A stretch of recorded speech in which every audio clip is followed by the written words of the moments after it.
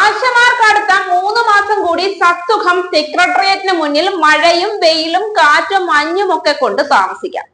സംസ്ഥാന സർക്കാർ 5 പ്രാവശ്യമാണ് ആശമാരെ ചർച്ചയ്ക്ക് വിളിച്ചത്. ചർച്ചകളൊന്നും ആശമാർക്ക് മതിയായില്ല.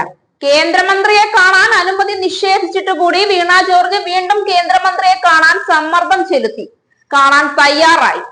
ഒരു ചുക്കം കേന്ദ്രത്തിന് ഇനി ആശമാർക്ക് കൊടുക്കാൻ പറ്റില്ല എന്ന് തീർത്തു പറഞ്ഞു. എന്നിട്ടും ഞങ്ങൾക്ക് അതൊന്നും പ്രശ്നമല്ല, പിണറായി മാത്രമാണ് ഞങ്ങളുടെ പ്രശ്നങ്ങൾക്ക് ഉത്തരം കാണേണ്ട വ്യക്തി എന്ന നിലയിൽ ആശമാർ രണ്ടും കൽപ്പിച്ചു തന്നെ സമര പരിപാടികളുമായി മുന്നോട്ട് പോവുകയായിരുന്നു.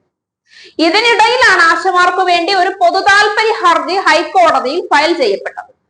ആശമാരുടെ സമരം ഇങ്ങനെ കാലങ്ങളായി നീണ്ടുപോകുന്നുവെന്നും അതിന് എത്രയും പെട്ടെന്ന് ഒരു പരിഹാരം കാണാൻ സംസ്ഥാന സർക്കാരിനോട് ഇടപെടൽ ആവശ്യപ്പെടണമെന്നുമുള്ള ആവശ്യം ഉന്നയിച്ചുകൊണ്ടായിരുന്നു ഹൈക്കോടതിയിൽ ഹർജിക്കാരന്റെ പരാതി. എന്നാൽ ആശമാരോട് അവസാന ചർച്ചയിൽ പറഞ്ഞത് തന്നെയായിരുന്നു പിണറായി സർക്കാരിന് ഹൈക്കോടതിയിലും പറയാനുള്ളത്. ആശമാർ ആവശ്യപ്പെട്ട ആനുകൂല്യങ്ങളിൽ കഴിയുന്നതൊക്കെ നടത്തിക്കൊടുത്തിട്ടുണ്ട് എന്നും ഇനി നടത്തേണ്ടത് കേന്ദ്രമാണെന്നും ഇനി മറ്റെന്തെങ്കിലും സാധ്യതകൾ ഉണ്ടോ എന്ന് പഠിക്കാൻ ഒരു സമിതിയെ നിയോഗിച്ചു എന്നും അതിന് 3 മാസത്തെ കാലാവധി ഉണ്ട് എന്നും അത് കഴിഞ്ഞിട്ട് മാത്രമേ ആശമാരുടെ പ്രശ്നം പരിഹരിക്കാൻ കഴിയൂ എന്നും പിണറായി ഹൈക്കോടതിയെ ബോധിപ്പിച്ചു. ഹൈക്കോടതിക്ക് കേട്ടതൊക്കെ ബോധ്യപ്പെടുകയും ചെയ്തു. ചുരുക്കം പറഞ്ഞാൽ ആശമാർക്ക് 3 മാസം കഴിഞ്ഞ് പഠിക്കാൻ നിയോഗിച്ച സമിതി പിണറായിക്ക് റിപ്പോർട്ട് നൽകി ആ റിപ്പോർട്ടിൻ പ്രകാരം എന്തെങ്കിലും ചെയ്യാൻ കഴിയുമോ എന്ന കാര്യത്തിൽ തീർപ്പ് കൽപ്പിക്കും വരെ സെക്രട്ടേറിയറ്റിന് മുന്നിൽ നിന്ന് പോകേണ്ടി വരില്ല എന്ന് സാരം. അതിനിടയിൽ മറ്റൊരു ചോദ്യം പൊതുജനം ഉയർത്തുന്നുണ്ട്.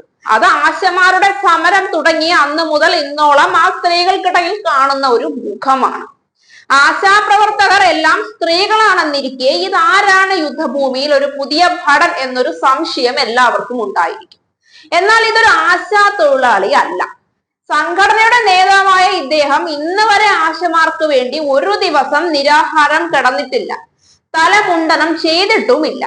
പക്ഷെ കൃത്യമായി പ്രസംഗിക്കും, എരിതീയിലൊക്കെ എണ്ണയൊഴിക്കും, പാവപ്പെട്ട ആശമാരെ രംഗത്തിറക്കി സമരം ചെയ്യിച്ച് അവരെ ഇല്ലാതാക്കും. ഞാൻ ആശാ തൊഴിലാളി അല്ല, പക്ഷെ ഒരു സംഘടനയുടെ നേതാവാൻ ആ തൊഴിലാളി പ്രസ്ഥാനത്തിൽപ്പെട്ട ആളാവണമെന്നൊന്നും ഇല്ലല്ലോ. ഇല്ല.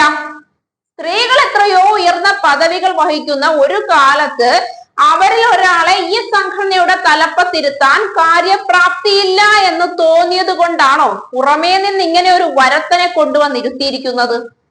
ആശമാരുടെ പ്രശ്നങ്ങളും അവരുടെ ആവശ്യങ്ങളും നന്നായി അറിയുന്ന അവരുടെ കൂട്ടത്തിൽപ്പെട്ട ഒരു സ്ത്രീയെ തന്നെ ആ സ്ഥാനത്ത് ഇരുത്തുന്നതല്ലേ അതിന്റെ ന്യായം?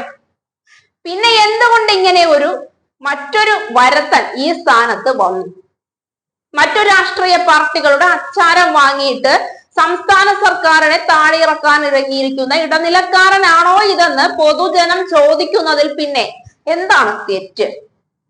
ഇത്രയും നീണ്ട കാലം ഒരു സമരം കൊണ്ടുപോകണമെങ്കിൽ കുറഞ്ഞ പക്ഷം അതിനൊരു സാമ്പത്തിക സ്രോതസ് വേണ്ടേ? ആശമാർക്ക് പൊതുനിരത്തിൽ ന്യായമായ സൗകര്യങ്ങൾ കിട്ടണ്ടേ? അത് വളരെ പരിമിതമായ തരത്തിലാണെങ്കിലും അതൊക്കെ ഉണ്ടാക്കാനുള്ള സാമ്പത്തികം എവിടെ നിന്ന് കിട്ടി? ആര് കൊടുത്തു? ആർക്ക് കൊടുത്തു? എന്തിനു വേണ്ടി കൊടുത്തു? ഇതൊക്കെ പൊതുജനം ചോദിക്കുമ്പോൾ ഇത് വലത് പാർട്ടിയോ അതല്ലെങ്കിൽ BJPയോ കൊടുത്തു എന്നൊരു സംശയം അവർ ഉന്നയിക്കുന്നതിൽ എന്താണ് തെറ്റ്? ഇനി ഇതൊന്നുമല്ല, ഒരു പാർട്ടിക്കാരും ഇതിന്റെ പിന്നിൽ നിന്ന് ചരട് വലിക്കുന്നില്ല എന്നാണെങ്കിൽ പിന്നെ ഈ വലിയ സാമ്പത്തിക സഹായം ചെയ്ത ആ നന്മമരമായ മനുഷ്യൻ ആര് എന്നറിയാനുള്ള ജിജ്ഞാസ കേരളത്തിലെ ജനങ്ങൾക്ക് ഉണ്ടായില്ലേ? അത്രയും വലിയൊരു നന്മമരം കേരളത്തിൽ ഉണ്ടെങ്കിൽ അയാളെ കേരളത്തിലെ ജനങ്ങൾ തിരിച്ചറിയേണ്ടതല്ലേ?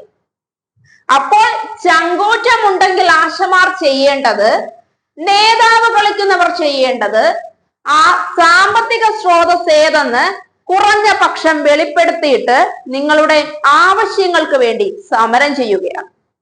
ചങ്കൂറ്റമുണ്ടോ എന്ന് മാത്രമാണ് ചോദ്യം.